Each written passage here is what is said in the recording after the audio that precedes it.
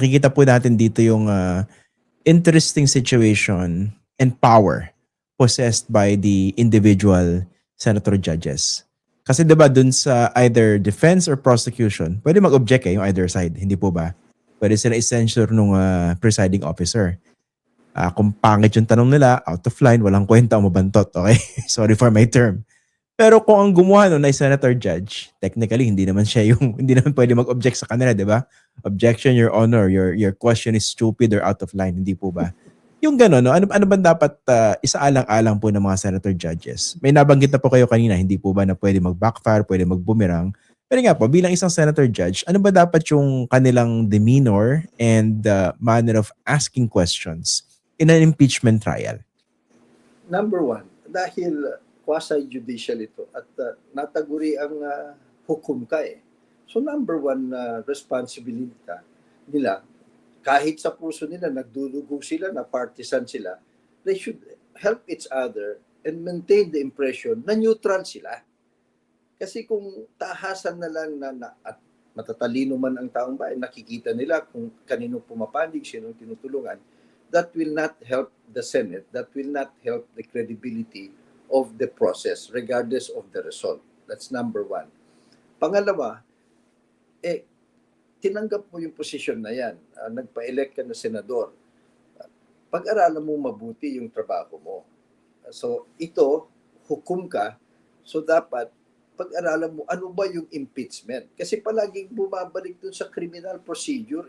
Hindi dapat nila yan pinapayagan o at least binabalik nila kaagad dun sa tunay na mga questions. Gaya nga ng nabanggit mo. Kasi mga questions sa ganyan, pag na-frame mo dyan sa ganyang mas importante at dapat ma-abbreviate yung procedure.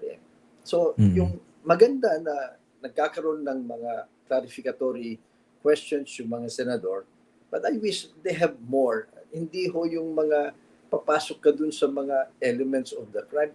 Malinaw naman dapat sa kanilang mga senador na hindi ho ito criminal case. It's not even a civil case. No one will be deprived of life, liberty, or property.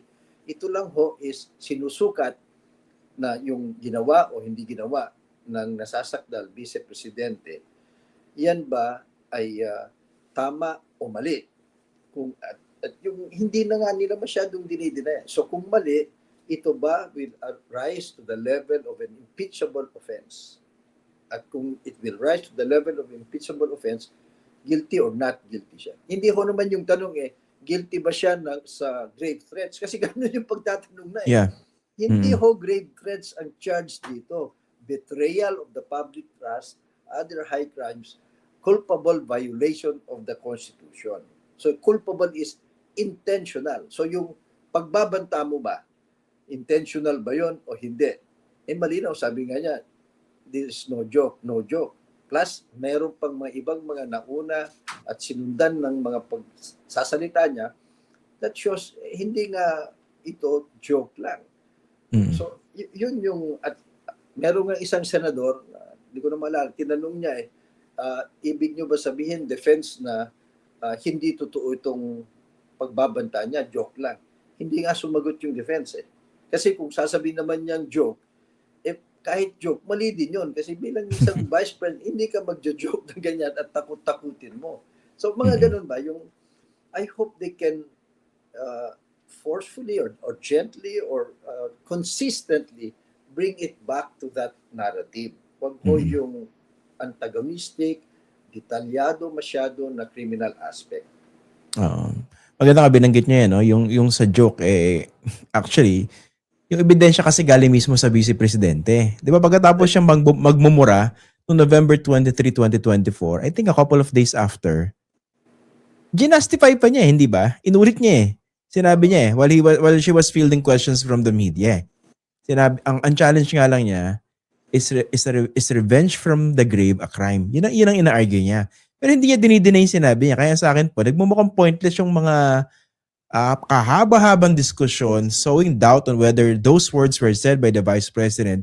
Yung Vice Presidente nga yung nagsabi, hindi po ba? Ito pangalawa, no? Maganda po nandito kayo para magpaliwanag sa mga viewers natin. Kasi ito yung nakikita ko nagiging takbo ng diskusyon ng impeachment eh. Coming from the defense as well as some senator judges. Para bang ang punto ng iba ay, hindi nila sinasabi ganito, no? Pero ito yung lumalabas. Kung wala kang kaso sa korte ng grave threat, kung hindi, wala pang ang findings ang korte at wala pa nakasampa sa korte, bakit natin siya bibigyan ng bigat dito sa impeachment court? At buti na ipinaliwanag nyo na magkaiba yan. It doesn't matter. Hindi po ba? Dahil magkaiba naman siya ng outcome eh. Mm-mm. Magkaiba, hindi lang, ang daming pagkakaiba. Magkaiba ng outcome, no? Makukulong ka dyan eh. Mm-mm. Magkaiba ang hukom. Magkaiba ang quantum of evidence. At magkaiba ang complainant. Di ba? So, at magkaibang proseso yun. So, maganda na ipapaliwanag natin ito sapagkat sa karamihan ng mga mamamayan, hindi masyadong malinaw ito eh. Di ba? So, at sana naman, habang tinatalakay ng marami ito, hindi lang tayo, yung mga senador, unti-unti ho sanang mas they take better control of their process. Sila yung magmamanage kung saan tatakbo ito eh. So kumbaga sila yung driver ng impeachment court eh. Baka mapunta sa mga side road, hindi nandun sa expressway na dapat importante sa impeachment. Mm-mm. So, yun nga, sa huli, ano ba yung basic na kailangan i-determine lang dito ng mga senator judges? And justified pa ba yung kahaba-habang diskusyon dito sa puntong ito? I mean, prangkahan na po tayo, di ba? Para bang, are we devoting to so much time dito sa bagay na ito? Yes, of course, naintindihan natin. Siguro yung iba gusto nila ng ganyan for whatever reason. So, kaya kuminsan, yung iba ding taong bayan o yung mga sumusubaybay, baka nakakahalata na yung iba gusto lang talaga yung pahabain ito eh. Kasi nga, everyday nandyan yung media, but eventually, magsasawa ang taong bayan dyan. Eh. Pangalawa, baka nga yun ang gusto nilang gawin, na dalhin dun sa mga side roads na hindi naman importante at para makalimutan na yung tunay na, yung framing. So, that's another one. So, and they cannot blame the lawyers.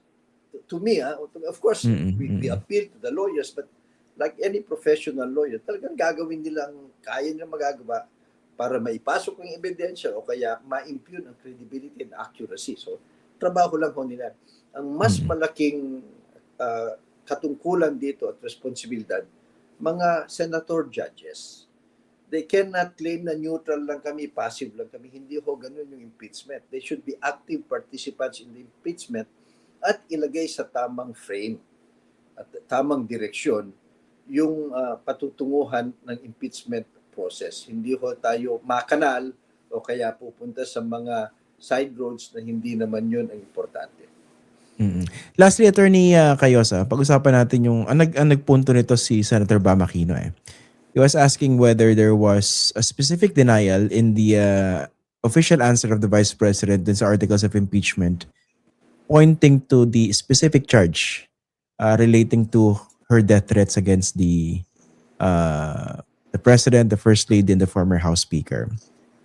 Does it matter if so, and if so, why? Yung specific denial and general denial.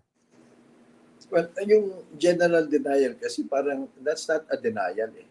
Kasi nga, it's a settled principle naman in any case na kung meron kang matinong sagot sa bawat puntos, sagutin mo. If not, pag yung general lang yan, parang very lame. So, totoo, the answer, there's a general denial, but sana nga, but this is going back. Yung pre-trial, dapat sinurface na nila lahat yan eh. But it's not too late. Actually, yung mga tanong na ganyan, napakahalaga yan eh. Because depende kung anong sasabihin nung magkabilang panig, edi dun na lang pupunta yung pag-uusapan o yung pagdidebatehan. So yung mga ganyan, so kulang lang kasi ng follow-up yung mga tanong nila eh. Minsan masyado rin silang maingat, but they should follow it up with other questions. So ngayon, itong particular na ito, kasi general denial lang ho kami, o sa particular, ano bang sagot nyo dito? Mas maganda sana ganun, para clarificatory question yan eh. Ano bang gusto nyong palabasin dito? dinideny nyo ba? But hindi nga sila sumasagot eh. And if you allow it that way, then balik tayo dun sa mga abogado focusing on the peripherals. Ina-avoid nila yung main issues. They get a sense sa panonood nyo po at sa pag-observe. Naisip ko lang naman po ito. No? They get the sense na para bang minsan yung ibang mga non-lawyers na senator judges medyo tentative sa pagtatanong. Baka, aminin na natin, baka iba intimidated. Kasi ang kausap nila, mga batikang abogado. Kahit sila yung senator judges. I mean, there might be some tentativeness with the way they ask questions. Yeah, you have a point. That's a valid observation. But then again, meron naman silang mga abogado eh. So siguro yung iba lang sa kanila,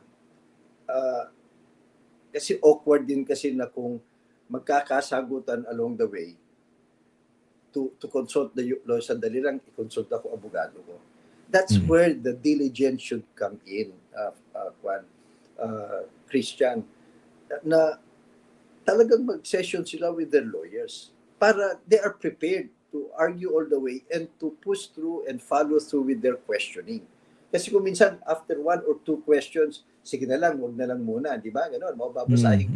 You know, these are very... Binibitawan na nila eh. Yes, wag sana bitawan yon. Kasi nga, kung bibitawan mo, balik nga tayo dun sa technicalities eh.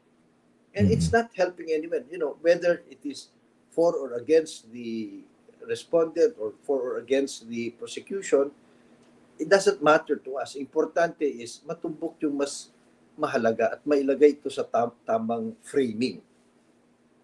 They should be more diligent, and you know, I hope that the next days they will pick up the confidence and the aggressiveness. Kasi kung napapatama yung observation, yung mga aggressive, yung bang pinapalabas, mas marunong kami sa inyo, hindi nyo alam, kami marunong kasi mga abogado kami. Huwag naman ho sana ganon.